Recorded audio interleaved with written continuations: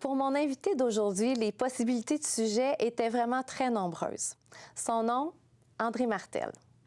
André, c'est définitivement quelqu'un qu'on peut qualifier de débrouillard, de déterminé, d'acharné, de résilient. J'ai vraiment très hâte d'avoir cet entretien avec lui et de vous le faire découvrir. Bienvenue à 609, Avenue des Citoyens.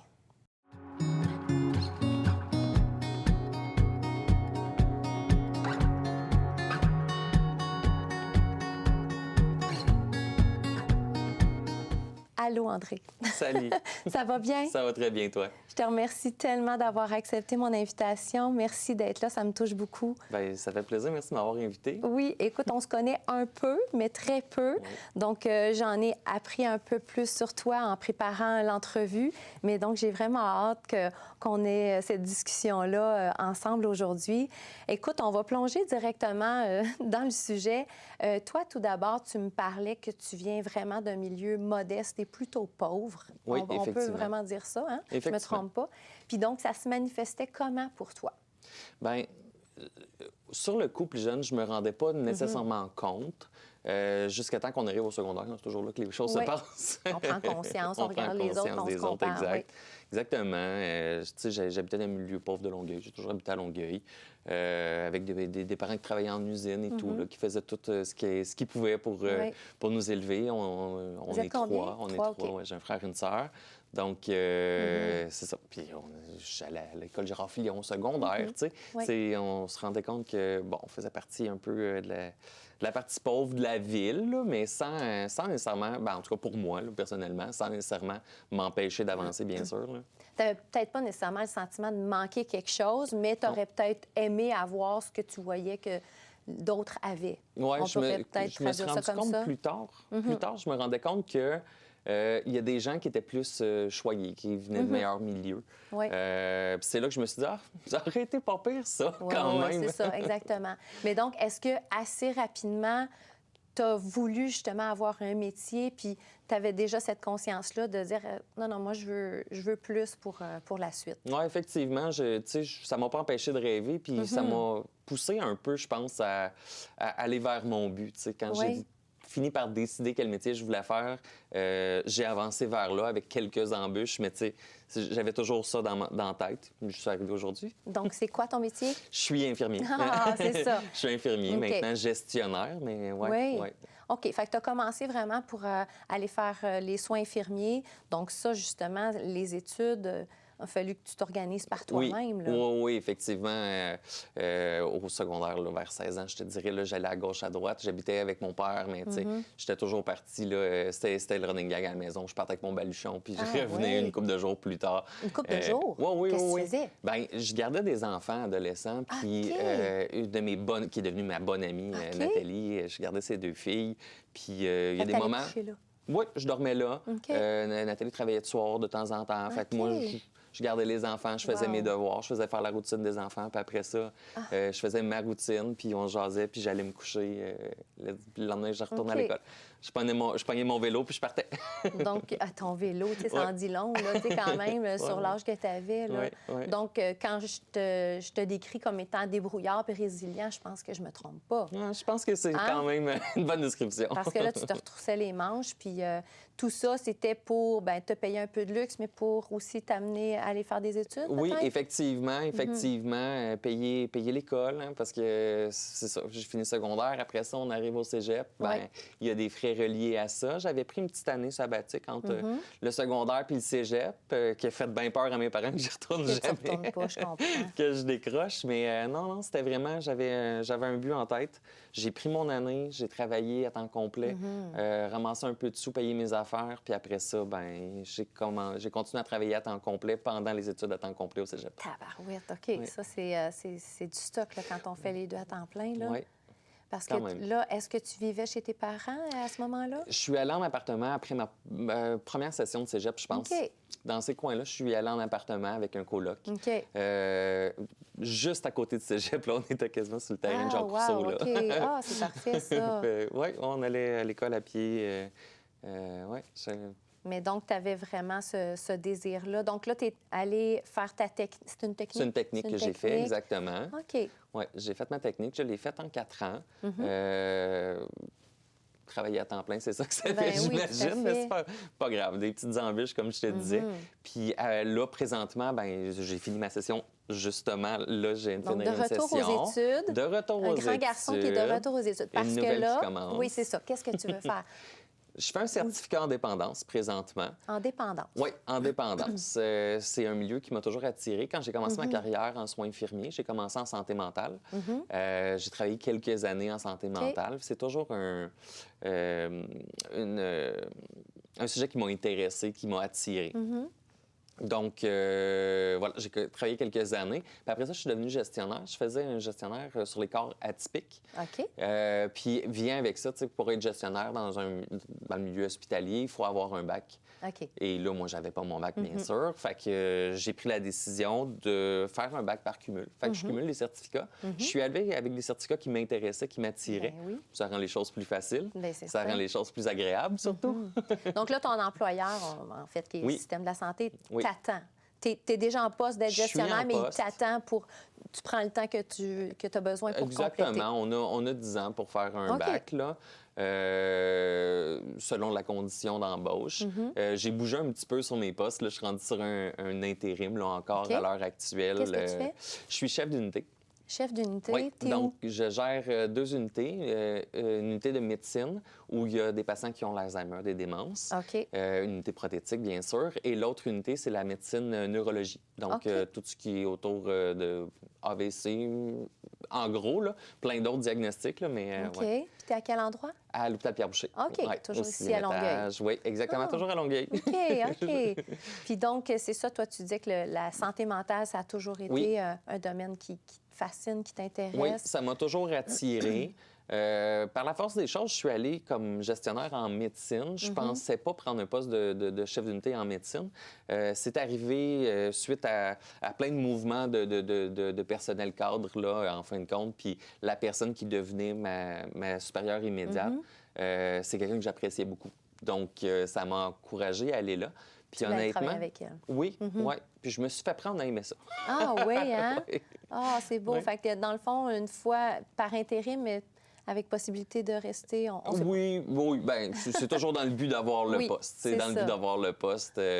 Surtout que là, c'était une reconstruction sur cette unité-là. Qu'il y avait énormément de manque de personnel, énormément de roulement de chefs d'unité aussi qui étaient là. Donc là, il y a une stabilité depuis 1 an et 6-8 mois. Là. Donc, ça fait quand même un bon bout de temps que je suis là. Une stabilité pour les équipes. Puis moi, ben, c'est un vraiment beau défi. Là. Ah oui, oh, j'ai tellement des bonnes équipes en plus. Toi, tu me disais que tu as eu un lien assez jeune à travers ta grand-maman qui était donc malade, puis tu allais la visiter souvent. Fait que, penses-tu que ça a développé cet intérêt-là pour les soins de la santé? Je pense que oui, sûrement. On était tellement souvent à l'hôpital. On se disait souvent en famille, je pense que Mémé va payer un loyer à l'hopital tellement qu'elle était là souvent. Oui, elle est allée très régulièrement là, dans le temps où il y avait des fumoirs dans les hôpitaux. Oh mon Dieu! Oui, mais c'était des visites régulières. Puis j'ai toujours été très curieux. Fait que je regardais toujours ce que les autres faisaient, comment le personnel agissait avec les patients. Fait que sûrement que ça a eu une incidence sur la suite. Oui, c'est ça. C'est un bon indicateur, c'est bien certain. Écoute, j'avais envie de te parler parce que j'ai dit d'entrée de jeu que il y avait quand même une possibilité de plusieurs sujets avec toi. Mais je ne sais pas si... Écoute, dans un autre ordre d'idée complètement, mais toi, tu as fait un coming out à 28 ans. À 28 ans, oui. Et puis là, donc, tu avais une fille qui avait pas tout à fait 1 an. Exactement, 10 mois à ce moment-là, oui. Et puis donc, quel âge tu as aujourd'hui, si je peux te demander? J'ai 39 ans maintenant. OK, donc ça fait pas si longtemps que ça. Non.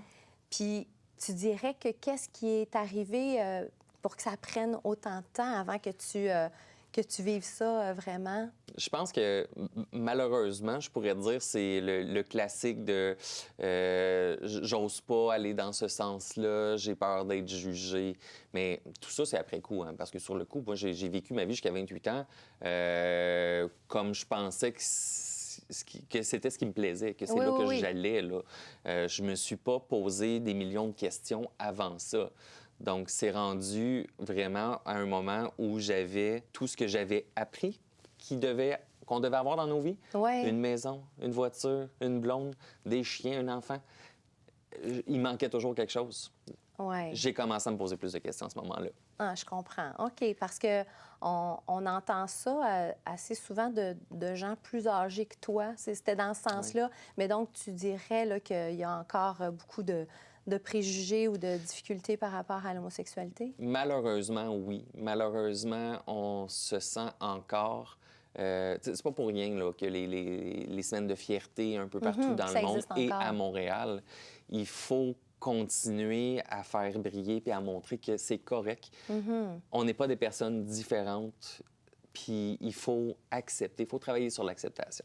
Je pense que là, heureusement, on voit, tu sais, moi je le vois avec ma fille présentement de 11 ans à l'école, c'est pas ton père est gay. Non, au contraire, c'est une famille différente. C'est intéressant, OK. c'est le fun. Ah, wow, Puis, OK, ça, c'est intéressant de ouais. savoir qu'au moins on est un peu rendu là, ici en tout cas. On avance bien, on avance bien. Tu sais, je dis pas que des fois je me promène avec mon chum main dans la main puis que je me fais pas crier des bêtises encore à Montréal. Pour vrai. Ça arrive, mais beaucoup moins souvent qu'avant, heureusement. Mais c'est sûr. On a encore du chemin à faire, mais on s'en va dans la bonne direction. Bien, ces gens-là aussi qui portent un jugement, il faut finir par se dire que c'est cette personne-là qui est la plus malheureuse de toute façon, tu sais, d'avoir cette Oui. pensée-là, puis ces préjugés-là, c'est que ça vient la heurter, elle, pour X raisons, donc... Je te dirais qu'il y a 10 ans, je le voyais moins Ouais, comme je ça. comprends. C'était tout nouveau. Là. Ouais. J'essayais de me faire une place dans ce monde-là. Ouais. Et là, je le prenais un petit peu plus personnel. Là. Mais tu sais, Guillaume, il est un amour là, avec ça. Ton Mon conjoint actuel. qui m'a soutenu dans tout ça et qui me dit inquiète-toi pas, c'est pas tous les jours que ça se passe. Là. C'est l'exception à la règle. Mais c'est sûr qu'aujourd'hui, je le vois très différemment. Là. Je suis beaucoup plus en paix avec ça, beaucoup plus serein avec ça. Ça a pris du temps avant que je le dise à l'hôpital aussi. Tout le monde connaissait la maman de ma fille. Ouais, Donc, je comprends. il y a eu tout un drôle de cheminement qui s'est Ouais. fait là-dedans pour qu'aujourd'hui, vraiment, ça se passe Les bien. choses se tassent Ouais. puis que ça se passe bien. Ouais. Justement, donc, là, quand tu as un petit bébé puis que tu es un peu tout coincé à l'intérieur, ça doit être quand même des moments de réflexion qui sont quand même Ouais. assez difficiles, assez pénibles. Qu'est-ce que je fais avec ça? Parce qu'on veut pas... Tu sais, même dans un couple hétéro, avant de se laisser, de se séparer, il y a un déchirement. Fait que toi, il y avait comme peut-être une petite couche de plus. Oui, oui, absolument, parce que là, je me sentais comme si j'abandonnais la famille, j'abandonnais la petite. Qu'est-ce qu'on va faire avec la maison, les chiens, puis Ouais, le ouais, reste des c'est biens ça. communs? Mais j'ai eu l'avantage que ma fille avait beaucoup de coliques. Hein? Je dormais pas beaucoup la nuit, fait que j'avais beaucoup de temps pour réfléchir. Ah, d'accord. On va Faut voir ça avoir de un même. avantage à quelque Mais part. oui, voilà. Oui, c'est ça. Mais donc, ça s'est passé comment, l'annonce? C'est pas juste de la séparation, mais donc avec la maman, on reçoit ça comment quand on est dans un couple hétéro puis que soudainement, on apprend ça? Au départ, j'avais annoncé la séparation. On a commencé avec la séparation parce que c'était beaucoup de coups à donner. Puis moi-même, j'étais pas encore 100 sûr de où j'allais avec ça. Je comprends. Donc, il y a eu plusieurs étapes dans tout ça. Tu sais, on a même cohabité la maison pendant un bout de temps. Le temps Vous étiez capable de vivre ça comme ça, là? Absolument, absolument. Puis on a toujours eu une bonne relation depuis aussi. Wow. Là. Fait que Ça, c'est vraiment beau de voir ça. ça aide beaucoup dans le cheminement des deux côtés aussi. Ouais. Là. Tu sais, on est capable de se voir maintenant, prendre un verre ensemble. Ah, wow! Aller les quatre, là, avec mon conjoint, avec, Avec la son maman et conjoint. son conjoint. Oh, oui, wow, oh, OK. oui, on est capable de se voir les quatre Mais ça, sans quel beau problème. cadeau pour ta fille, tu sais, de voir ça, de vivre ça de cette façon-là. Oui. Je pense que c'est vraiment très grand de votre part là, d'avoir cette Oui. capacité-là. Comme on s'était dit, on n'a pas réussi le couple, mais on va réussir la séparation pour la petite. Exactement. Ah, c'est beau.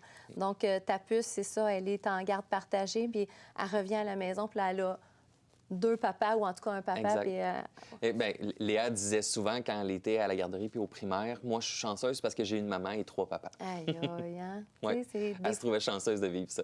des fois, on s'inquiète pour eux de comment Ouais. ils vont vivre ça. Puis finalement, quand c'est vécu de façon la plus normale possible, pour eux, c'est leur réalité. Oui. Donc, même au niveau de ses amis, ça se passe bien. Il y a Absolument. une ouverture de ce côté-là. Oui, oui, absolument. Ça se passe super bien quand le des fêtes d'enfants. On va la chercher chez les amis, avec les parents. Tout est très fluide, là. Ah, c'est Ouais. magnifique, franchement. Félicitations.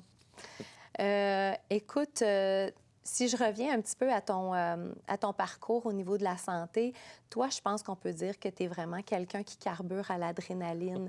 De ce que tu me disais, tu sais, t'aimes ça, être dans des unités où est-ce que ça bouge un peu, puis qu'est-ce que tu me racontais? Des codes blancs, ou je ne sais Oui, pas trop c'est qu'est-ce que ça. vous annoncez, là, mais ça, c'est ta tasse de thé un peu, là. Oui, absolument.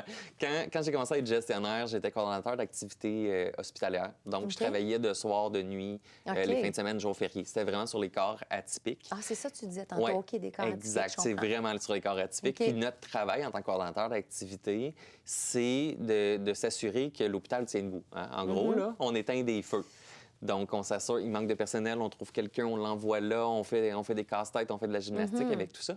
Mais on va aussi répondre à tous les codes de couleurs qui peuvent arriver dans un hôpital. C'est ça. Je ne sais pas si vous avez déjà vu toute la gamme Bien, de je sais pas couleurs qu'est-ce qui qu'il existent. là. représente, mais oui, il y a une bonne liste, là. Il y en a pas mal. Donc, sur chaque code de couleur, on va là pour coordonner Oui. le tout. Donc, j'ai eu des personnes violentes, des menaces de mort, des batailles, du matériel brisé. J'ai eu des feux, Aïe, aïe, aïe. des fausses alarmes et des vraies alarmes OK. de feu. Oh, oui, wow. avec les pompiers et tout, on a dû éteindre une machine de stérilisation. On a eu des évacuations, j'ai vécu ça, une alerte à la bombe. On a vraiment de toutes les sortes comme coordonnateur d'activité. Puis la seule chose qui me manquerait là, depuis que je suis chef d'unité, c'est ces codes-là. C'est d'aller Ah, c'est gérer ces fou, codes-là. hein? Ouais. Tu sais, on pourrait penser que moi, je t'entends, puis je suis comme... OK, moi, ce serait une raison que j'aimerais pas mon métier pour ça. Puis toi, c'est vraiment ce qui te manque un peu, là. Oui, c'est ce que j'aimais le plus faire, en fait, c'est d'aller Wow. sur toutes ces situations-là. J'étais formateur en gestion de comportements violents aussi à un moment donné. J'ai toujours fait suivre la santé mentale là-dedans. Bien, c'est ça, exactement. Ben oui, les codes blancs, c'est les personnes violentes. OK. Quand il y avait des gens en arrêt cardio-respiratoire aussi, il faut aller là, il faut coordonner le tout, il faut s'assurer qu'on coordonne le lit au-delà de tout ça aussi, parce que s'il y a un transfert aux soins intensifs, c'est le soutien aux familles, c'est vraiment... ouais, Bien, je trouve ça beau de t'entendre parce qu'en plus, tu sais, dans les dernières années, plus, le système de la santé, c'est vraiment difficile. Tu sais, que ce soit qu'on ait entendu parler de TSO, hein, le temps supplémentaire obligatoire dans les dernières années, les gens sont épuisés, sont fatigués. Puis je te sens encore avec le feu pour ton métier. Ça se peut? Oui, moi, j'y crois encore. Moi, j'y crois encore. Je fais partie de cette gang-là qui rêve encore que ça va aller mieux un jour. Oui. Mais pour aller mieux, ce que je crois profondément, c'est que si on veut que le système aille mieux, ça nous prend plus de personnel. Ouais. Pour avoir plus de personnel, il faut qu'on arrête de dire que c'est le pire métier du monde. T'as Il faut raison. qu'on le dise que c'est le fun, que c'est stimulant, qu'on peut avoir du Gratifiant. plaisir, c'est gratifiant. On est là pour la personne dans son moment le plus vulnérable. Tellement. C'est quelque chose là, d'avoir ce privilège-là, de le vivre avec le patient. Je pense que c'est important de le dire puis de le redire. Venez travailler dans le milieu de la santé, ça se passe pas toujours mal. Il y a des situations plus difficiles comme dans tous les métiers, mais Mais c'est pas du cette 9 à 5 proximité. banal Non, de bureau. c'est Fait que sûr. ça peut C'est moins parler à attirant. certains. Non, mais Ben, ça peut attirer d'autres, je oui, trouve. c'est tu ça. sais. C'est moins dans ce attirant pour sens-là. certains, mais ça attire beaucoup d'autres gens qui veulent, eux, tu sais, l'enfant est à l'école de jour, ben, ils peuvent se permettre de travailler de nuit parce qu'il y a un conjoint qui va être sur un autre quart de travail. Ouais. Puis on peut concilier ça. Je l'ai fait pendant 9 ans à la maison, tu sais. C'est quelque chose qui est possible. Je travaillais de soir, de nuit, Aïe, aïe, mon aïe. conjoint de jour, mais on s'arrangeait toujours Ouais. pour faire fitter nos horaires à quelque part. Tu avais tes moments où tu voyais ta fille. Oui, effectivement. Tu sais, les OK. fins de semaine, ça, c'était sacré. Je touchais pas quand la petite était à la maison, mais le moins c'est ça. possible, en fait. Là. Il y a toujours des urgences, là, mais... C'est beau de t'entendre, en tout cas. Je trouve ça super inspirant, là, tu sais, de se dire que, justement, il y en a plein de gens dans le milieu de la santé qui sont encore là pour les bonnes raisons puis qui sont contents d'être là. Je connais beaucoup de gens qui aiment encore ça. Oui, c'est ça, hein? Tu les côtoies, Oui. donc tu es en mesure de... Ben, j'adore ça. Écoute, il y avait un autre sujet que j'avais envie d'élaborer avec toi. C'est que tu as fait des tentatives, tu as fait des campagnes électorales, Oui. donc au niveau municipal. Fait que ça aussi, c'est un autre aspect, un autre domaine qui t'interpelle, la politique. Un autre domaine qui m'interpelle, mais en même temps, ça a un lien quand même avec le milieu de la santé, du fait qu'on travaille pour la personne. OK. On travaille pour le citoyen, pour le patient. Tu sais, il y a quand même un lien à faire là-dedans. Là. C'est beaucoup de dons de soi. Mais, tout à fait. oui, j'ai fait 2 campagnes électorales au municipal en 2017 et 2021. OK. Donc, 2017 avec l'équipe de Sylvie Parent et 2021 avec l'équipe de... Pourquoi j'oublie son nom? C'est pas grave, ça va te revenir. Tu nous le diras si à un moment donné, ça pop dans ta tête. Mais donc, qu'est-ce que tu voulais accomplir, justement? C'est quoi qui te séduit dans ça? C'est vraiment... j'ai toujours pensé que c'était important de s'impliquer si on voulait améliorer les choses.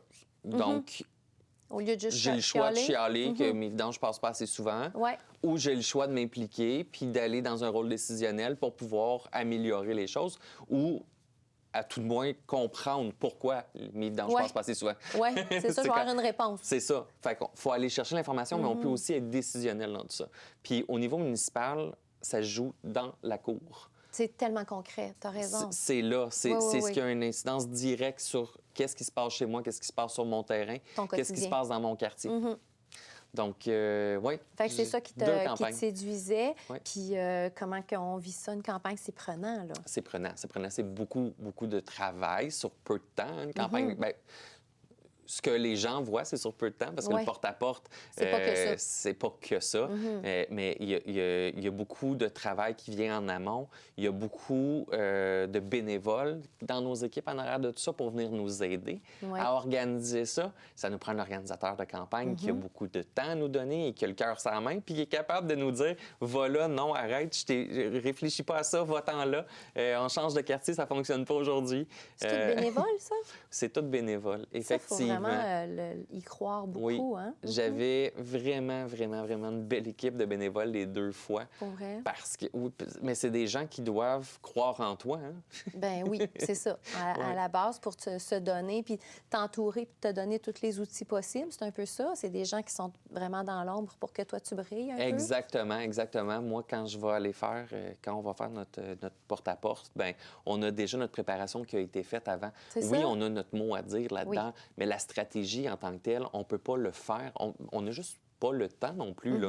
Je connais pas quelqu'un qui peut faire une campagne électorale à lui seul sans avoir des gens autour. Ça fonctionne pas. Non, c'est une affaire d'équipe. C'est une affaire d'équipe. C'est quand même en moyenne 10 000 portes qu'on a par district. T'es sérieux? Oui.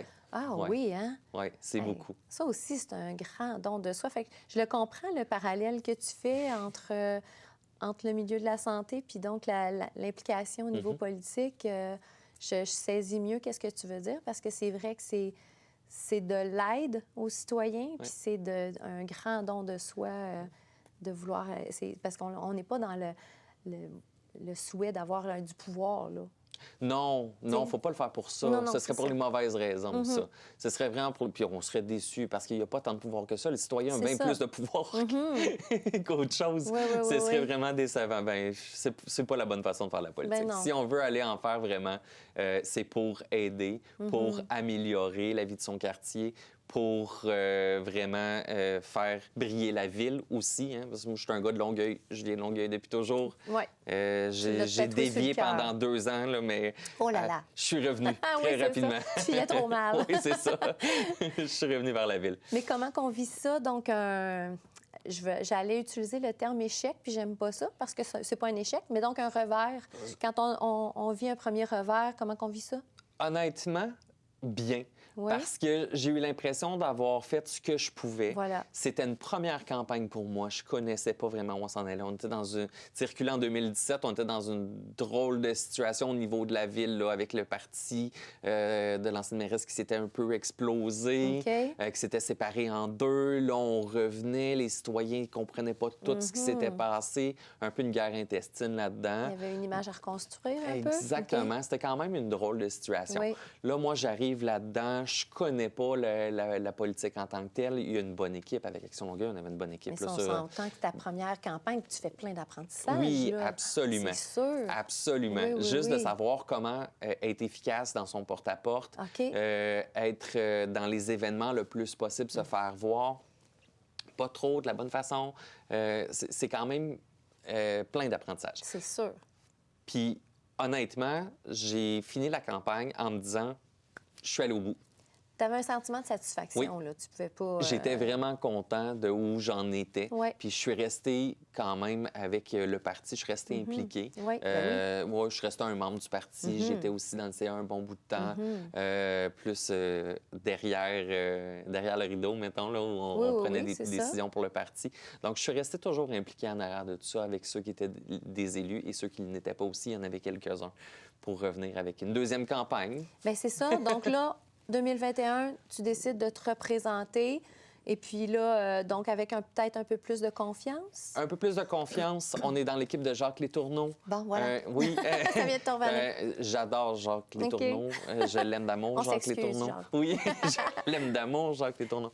Qui a été un chef inspirant, mobilisant. Ancien président de la CSN. OK. Oui, c'est ça. Donc, c'est quelqu'un qui est très mobilisateur. Il l'était aussi comme chef. Un leader. Oui, qui un t'avait envie de leader. suivre, là. Exactement. On avait une expérience différente aussi. Moi, d'autres qui étaient là qui étaient dans d'autres campagnes précédentes, qui se sont représentés aussi. Puis moi, c'est une deuxième fois. J'ai l'expérience, je le sais plus où je m'en vais, je sais plus comment m'organiser. Oui. J'ai par contre moins de temps, mais Ah oui, OK, je comprends. c'est correct. Tu sais, je l'organise dans le temps que j'ai là. Puis on était un peu pandémie, non? 2021, on est encore dedans, là? On est encore dedans un peu. Il faut se tenir aux portes. Les gens n'ouvrent pas les portes non ben plus. Oui, c'est ça. Ça a été Mon un Dieu, gros c'est autre défi, chose, ça. là. Je comprends. Ça a été un énorme défi, faire le porte-à-porte. Ouais. Les gens n'ouvraient pas. Ils nous Ben parlaient oui. au travers du rideau. C'est sûr. Oui, c'était plus compliqué. Pour OK. Puis, tu sais, ceux qui avaient déjà fait campagne essayaient de soutenir les nouveaux qui n'en avaient jamais fait. Donc, c'était vraiment une aventure différente, mais encore plus belle, je pense. Pour vrai? Oui. Puis je dis ça, puis il n'y a pas personne du parti qui a été élu. Mais bon, l'expérience était belle quand même. L'expérience était là. Ouais. Quand on le fait, encore là, il n'y a pas personne dans ce parti-là qui le fait pour gagner à tout prix. C'est ça. On le fait parce qu'on pensait que nos idées étaient les meilleures contre d'autres partis qui avaient des idées semblables et qui, avec le temps, on est obligé de dire, qui ont été bons. Ben c'est ça. Ben j'aime ton attitude de toute façon. Mais donc, ce deuxième revers-là, on le prend encore avec sérénité? Absolument. OK. Oui. Puis est-ce que c'est au point où tu serais enclin à te représenter? J'ai jamais fermé de porte dans ma C'est vie. ça. J'en fermerai pas aujourd'hui, ça OK. c'est sûr. Je pense qu'il va y avoir d'autres occasions. Puis je pense que à un moment donné, j'irai probablement de l'avant, là, selon. Bien, comme tu dis, tu as 39 ans, puis là, tu as plein d'expérience, puis on se ferme pas de porte, puis c'est advienne que pourra. Oui, puis je suis plein de défis en même temps. Exactement. Je Oui, m'ennuie vraiment. pas. Non, t'es vraiment beau à voir aller. T'es super inspirant. Tu as été un invité merveilleux. Je te remercie beaucoup, beaucoup, André, encore une fois, d'avoir été là. Merci de Puis, l'invitation. écoute, lâche pas parce que tu fais plein de choses qui sont super importantes pour les citoyens puis pour la société. Donc, merci d'être toi. Merci beaucoup. Merci à vous d'avoir été là. Puis je vous invite à vous présenter à notre prochain rendez-vous. Ça va me faire plaisir de vous faire découvrir une autre belle personne.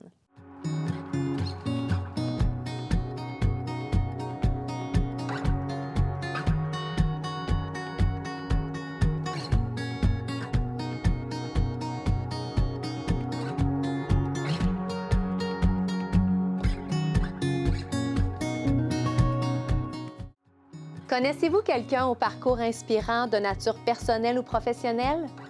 Ou pensez-vous être une source d'inspiration? Participez à 609 Avenue des Citoyens et partagez votre histoire avec la communauté. Écrivez-nous à avenue-des-citoyens@tvrs.ca.